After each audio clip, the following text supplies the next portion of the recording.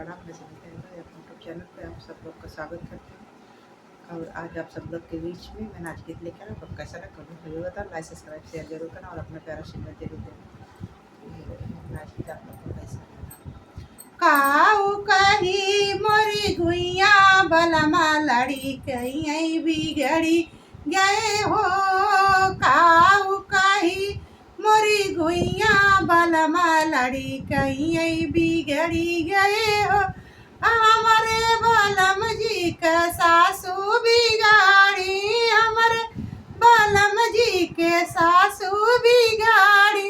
लाई लाई कोरा कन्हैया बलमा लड़ी कहीं बिगड़ी गए हो। लाई लाई कोरा कन्हैया बलमा लड़ी कहीं बिगड़ी गए हो। काऊ कही मरी गुइया बलमा लड़ी कहीं बिगड़ी गए हो। हमारे बलम जी का जेठनी बिगाड़ी, हमारे बलम जी का जेठनी बिगाड़ी। लाई लाई कोठा या टरिया बलमा लड़ी कहीं बिगड़ी गए हो। लाई लाई कोठा या टरिया बलमा लड़ी कहीं बिगड़ी गए हो।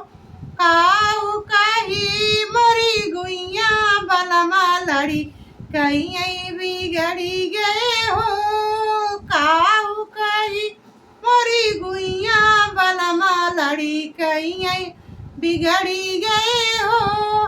हमारे बलम जी का ननदी बिगड़ली, हमारे बलम जी का ननदी बिगड़ली।